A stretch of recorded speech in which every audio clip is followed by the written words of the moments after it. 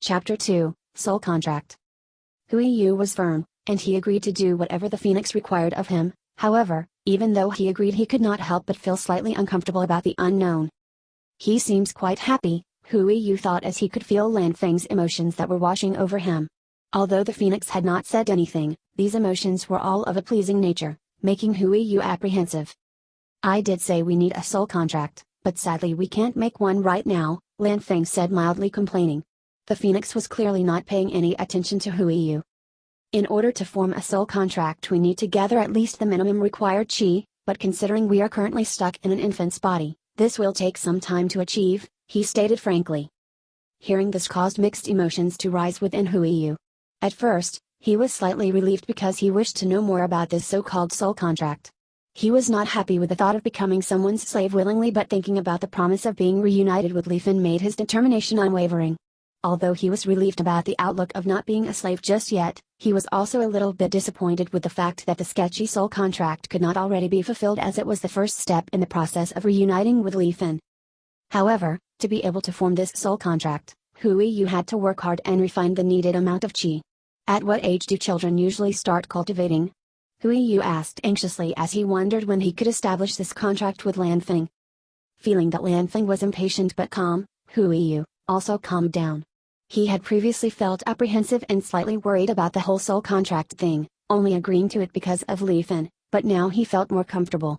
He suddenly had the feeling that Lan Feng was not trying to trick him. Still, he was certain that there was some hidden motive from this Phoenix within his body, that he was not questioning. Though Hui Yu was now somewhat certain the Phoenix was not trying to trick him, he grew even more impatient because they would have to wait so long. Neither of them were stupid. Both knew that they would have to walk a long road to reach their goals of reunion and revenge. Hui Yu was aware that in front of him was a new path in life. He was going to be an expert amongst men, a hero amongst heroes. He could not wait to take his first step towards his new life as a cultivator. If a kid starts cultivating early, then they usually start when they are about 4 years old, but in general, it is around 6 or 7, Lan Feng said in a mocking tone. Hui Yu was once again thrown into the depths of despair from hearing his answer, and he assumed that the laughter was mocking his character, causing his anger to rise yet again. His enmity towards the Phoenix had not disappeared.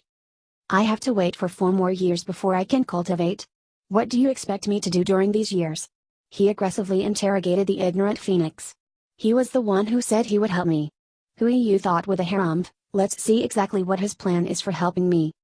It's not too bad, Lan Feng answered the angry Hui Yu, his mocking tone still very much present, lingering within every word he said, not caring at all about Hui Yu's feelings. I mean, you should consider this first. Lan Feng allowed a pleasurable sigh to escape before continuing. We are currently sleeping on a pair of giant jets. I personally wouldn't mind spending a couple years like this. The words made Hui Yu dumbfounded, and a sudden urge to punch Lan Feng erupted within Hui Yu, but he was uncertain whether the Phoenix was being sarcastic or not. Unfortunately, the two of them were capable of feeling each other's emotions, and a familiar feeling spread from the Phoenix. Now, Hui Yu was positive that this creature was a lewd pervert.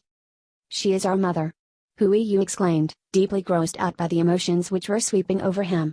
He tried to make Lan Feng abandon his inappropriate thoughts. Unfortunately, it did not have much effect. Ah, come on. Sleeping on big TTS is every man's dream. Lan Feng laughed mischievously. Hui Yu could do nothing against the Phoenix, who now seemed to enjoy both the TTS they were currently hugging and the distress he was causing Hui Yu. You are deranged. Hui Yu mumbled, giving up on the subject. By now he had already realized that it was impossible to argue with this self-righteous bird. It also didn't help that every time he tried to argue and got annoyed, a stupid sense of happiness assaulted him. It was obvious that the current enmity was very much mutual. It's okay. I'm a mere beast. It's only natural for me to be driven by my beastly desires. Lan Feng said proudly. Sharing a body meant that both souls were able to feel what the body felt, could taste what the body tasted, and see what the body saw. The only difference between the two souls was that while Hui Yu was in control of the body, Lan Feng was sitting behind, purely experiencing the 5 senses. A thought suddenly hit Hui Yu, and he furrowed his brows in confusion. Something did not add up about this so-called beast.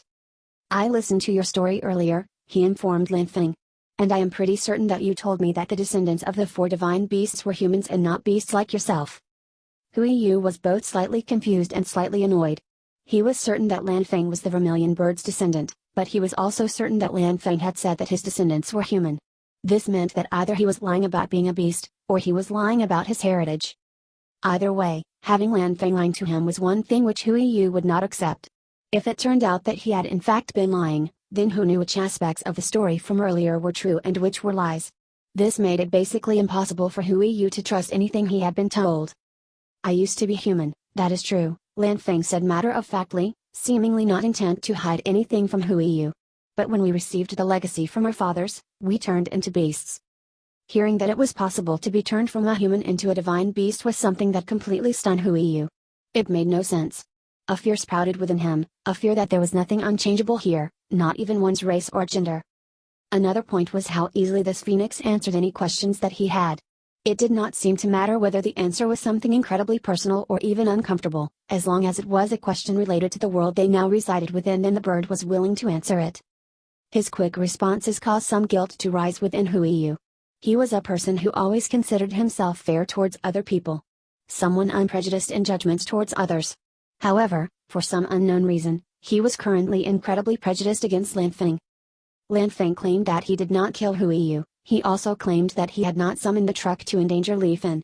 Although Hui Yu had always gone by the rule of everyone being innocent until proven guilty, he just changed his belief and blamed the bird for everything. He arrived in this new world where everything seemed absurd and ridiculous to him. He was scared and worried about how he would survive, but this time the phoenix stepped forward and helped him understand where and what he was. But even when Lan Feng answered all his questions, he could not help but feel annoyed at the damned voice in his head. His smugness and haughtiness were simply annoying to no end. The arrogance in his voice made Hui Yu want to give him a very good thrashing. His perverted thoughts were simply too vile for the newly reincarnated human. A sigh escaped the infant's lips and slightly stirred the sleeping mother, allowing an approving sound to appear again within Hui Yu's mind.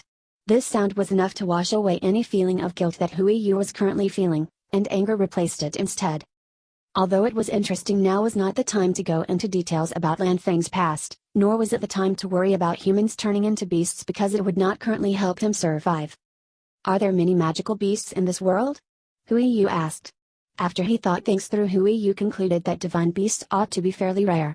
However, for a beast to turn divine, an evolution seemed to be needed. This thought caused him to have some assumptions he wished to clarify. However, although this was a question which Hui Yu asked after some thought, it still caused Lan Feng to snort with contempt. For him this question was silly. Nonetheless, no matter how silly the question, he still replied with a serious answer.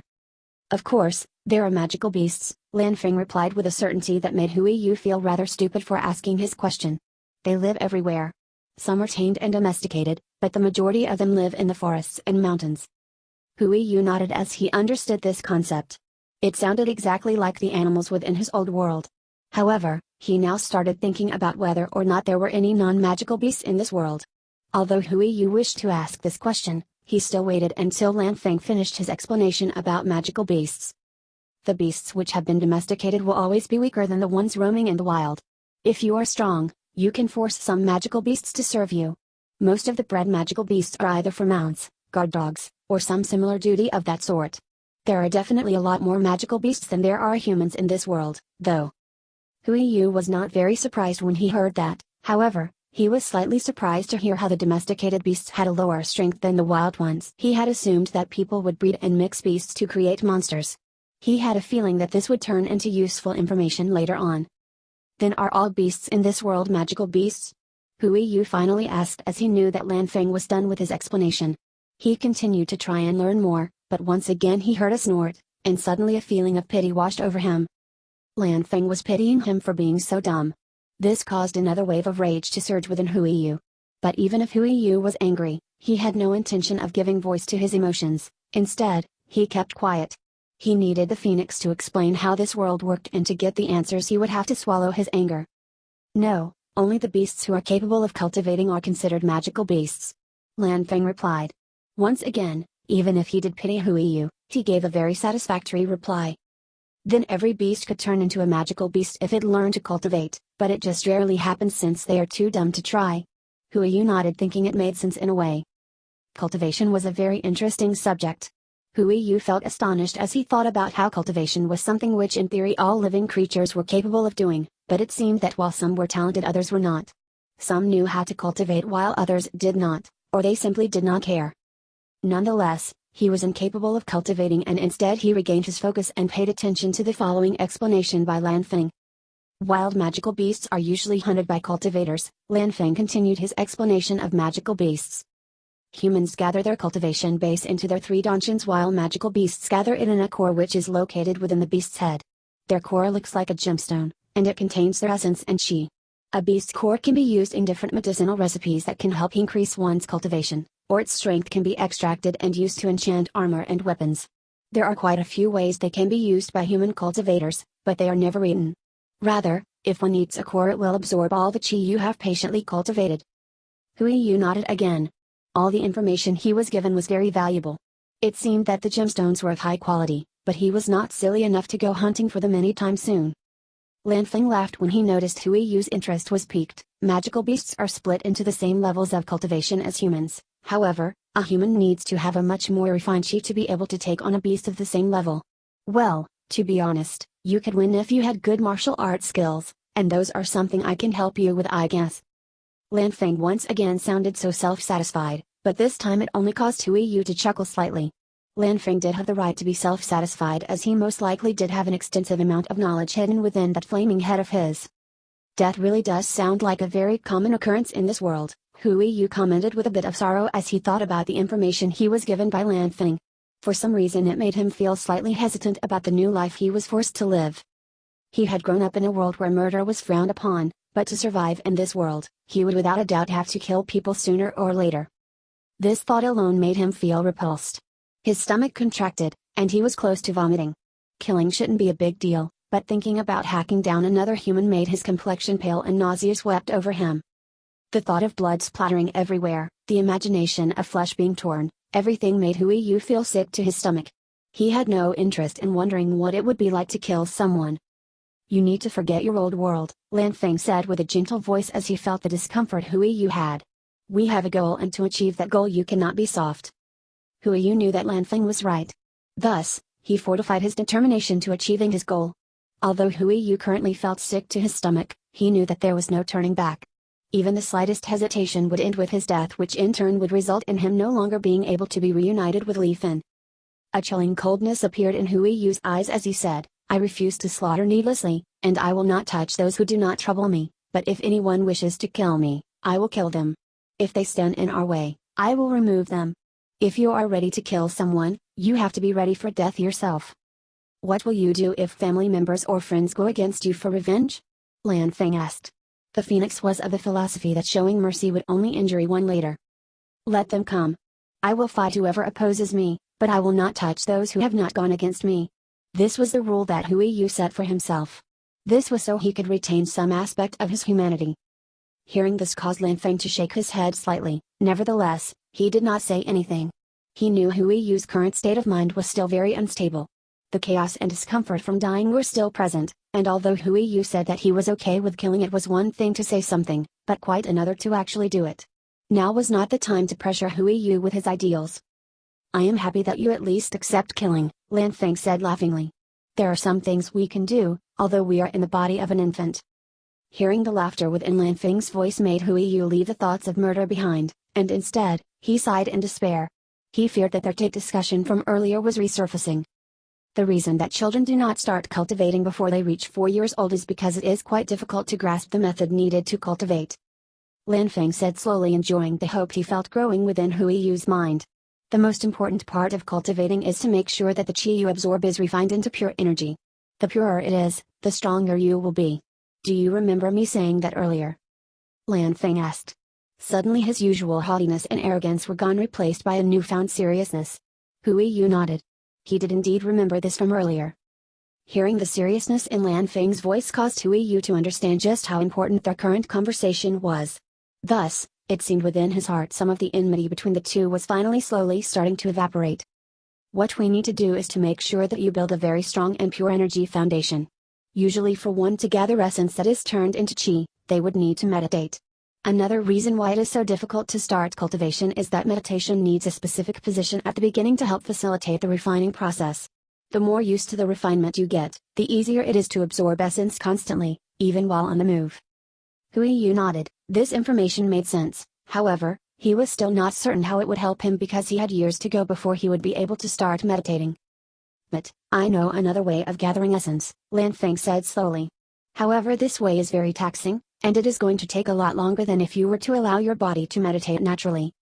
Hui Yu stopped breathing as excitement overtook him. When he heard Lan Feng mention that there was another way to refine his qi, hope grew within him. He quickly let his breath go, and asked breathlessly, "So, I can start cultivating now?" Expectation was evident in his voice, and Lan Feng was very pleased with the eagerness he was showing. His revenge and revival depended on Hui Yu's strength after all. "It is possible," Lan Feng continued. "But I need to tell you that it really will take a lot longer than anyone else when they start to cultivate. When a 4-year-old or 5-year-old starts meditating, they will reach the first star student rank within the first day with proper meditation, but with this method, it will take you between half a year and a year to reach the same level. And that is the level we need to reach to be able to perform a soul contract." Hui Yu was a little surprised about how big the difference in essence gathering was, but he was still determined to go through with it. Even if it did take him a year, it was still better than waiting until he was 4. Thus, he patiently waited for Lan Feng to explain the procedure. "Our current body is really small, so the amount of essence we can absorb at a time is minuscule. However, this is actually not a bad thing," Lan Feng started to explain. "The smaller the amount of essence you absorb, the more attention you can pay it when you refine it. Remember, you need it to be refined to the highest quality, or we will never be able to reach the rank of emperor," Lan Feng said strictly. Hui Yu, in turn, nodded his head in understanding. He knew how important one's foundation was. "This method allows you to gain qi of a better quality than your peers, but you will need to spend a lot more effort and time with it. This is why most children don't use it. They would never have the patience to do so," Lan Feng said with a laugh. Being reborn was definitely beneficial for him. "For now, I need to explain everything to you, but when we complete the soul contract, I will be able to transfer my knowledge directly to you," Lan Feng stated with a sigh. The sigh clearly represented his feelings on how much of a waste of time it was to explain everything. However, even if he was impatient, he made sure to explain everything thoroughly. "Close your eyes and steady your breath," was the first order Lan Feng gave, and Hui Yu quickly did as he was told.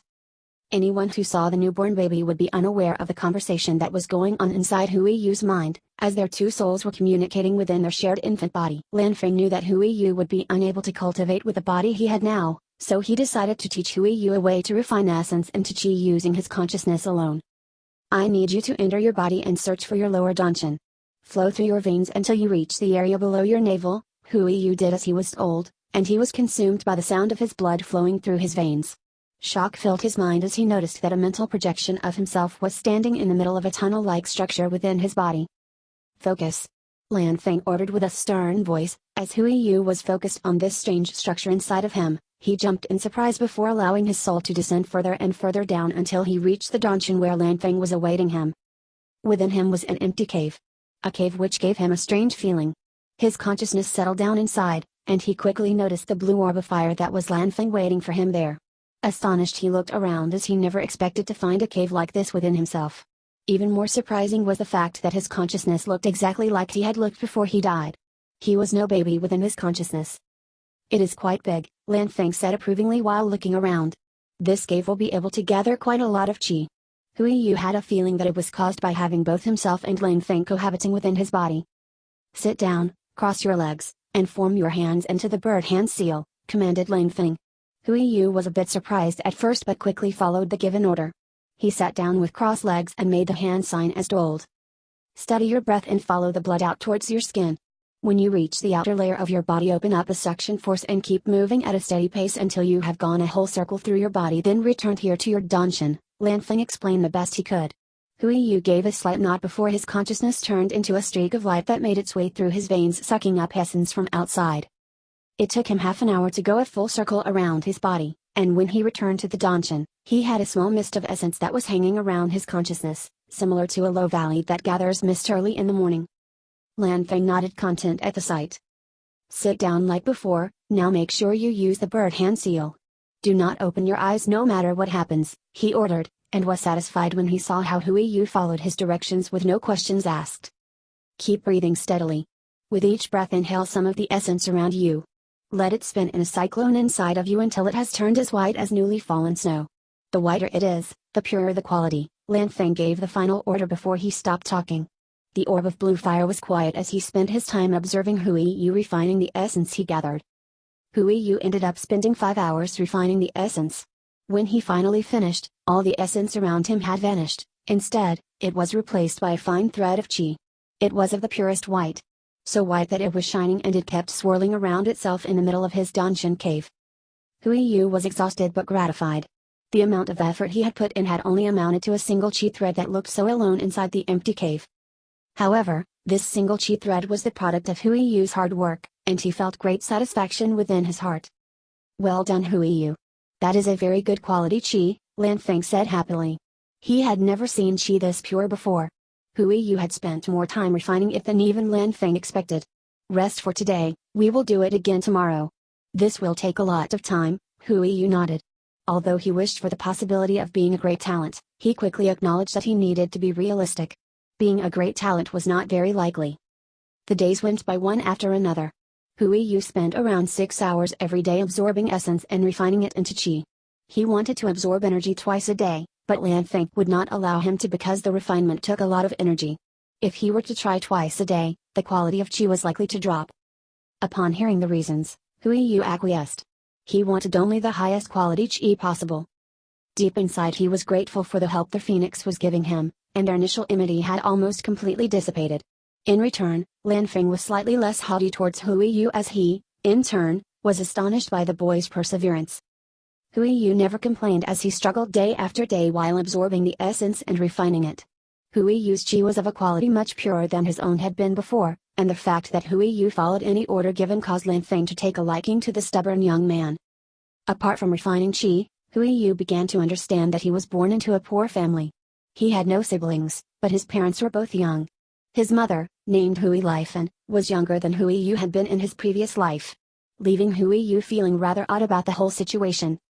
His father, Hui Guang, was earning money by going into the forest and collecting medicinal herbs. Nevertheless, he could only gather low-grade medicine as they had the least amount of danger. Both of his parents were student-trained cultivators. His mother was a 4-star while his father was a 7-star student.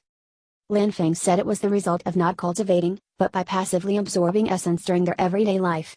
It was likely that everyone from his village was ranked somewhere in the student level because they did not have the resources or knowledge to seriously cultivate.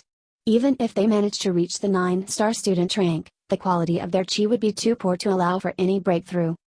Everyone who worked in this village lived by gathering medicinal herbs, and once a month they would travel towards Ryuo City and sell them. As none of them were cultivators, they would be given the absolutely lowest price possible for the herbs, but that was enough for everyone in the village to survive. Even if they were poor, everyone would help each other, and the whole village was incredibly friendly. Hui Yu's new mother looked after their shack while growing vegetables. During the day she also helped look after the few animals that the village raised. She would bring Hui Yu with her on her daily chores to watch over him, but Hui Yu would usually be sleeping. Hui Yu spent the night cultivating and then would sleep during the day pretending to be a child while looking at the other children he was supposed to play with. Lan Feng would usually just sleep his days away or give Hui Yu a little information about the world they were now living in. Hui Yu was a beautiful baby. Everyone adored his big eyes and fair skin. His skin never got tanned. Even when his parents brought him outside under the sun all day, the village elders would say that he was as fine-skinned as a noble lady. His hair and eyes were black, much like in his previous life.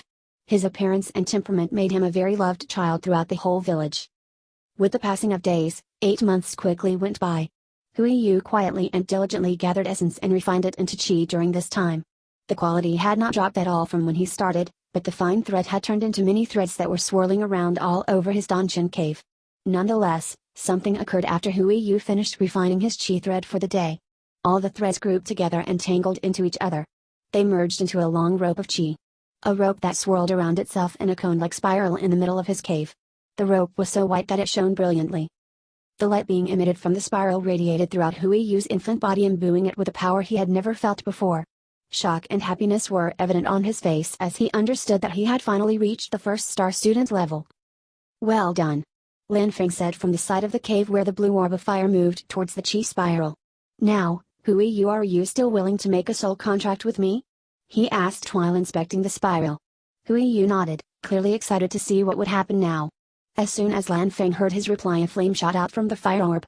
A flame which absorbed the entire qi spiral. Hui Yu stared bewildered. He was dumbfounded to see his 8 months of hard work disappear in a flash. As the chi entered the blue orb, it grew in size, sizzling with power before it finally burned down and left behind something human-shaped. The anger which had been dormant for so long started rising again until he noticed that the human shape left behind started moving. Hui Yu stared as the person slowly straightened out. It was a boy who seemed to be around 10 years old. Both his eyes and hair were azure blue, and his whole body was covered with small white feathers that were so white it gave him a celestial aura. Hui Yu was astonished as he saw the boy, but he quickly adjusted and smiled. Who would have guessed that Lan Feng was actually a 10-year-old boy? Although Hui Yu was shocked, this world already held so many surprises that Hui Yu no longer felt greatly shocked upon seeing the display which just occurred. "Idiot," Lan Feng exclaimed while watching Hui Yu. He was displeased as he felt that Hui Yu was making fun of his current form. "You have the body of an infant, and I need to scale down my consciousness too, or our body would explode from my mental energy alone," he explained. Lan Feng went straight towards Hui Yu without giving him any time to reply. He took out his hand and with his nail made a long cut on his palm. No blood appeared, but instead, a silver-colored liquid slowly oozed out. Hui Yu clearly understood what was expected of him and copied the gesture. He held out his hand towards Lan Feng, who grasped both hands together and allowed the liquid to merge. A voice, which sounded much older than what should have, came from his body and resonated within the Danshan cave. "You hold my soul, and I hold yours. In accordance with the ancient soul contract, we are now one and one shall we be till death do us part or goals achieved." As soon as the words were said, a huge power forced its way through the cut in Hui Yu's hand and circled his entire consciousness a few times before retracting itself into Lan Feng's palm. At the time it left him, Hui Yu felt some of his own consciousness return to him, giving him the feeling of being complete again, a strange feeling since he had never felt that he was not complete before.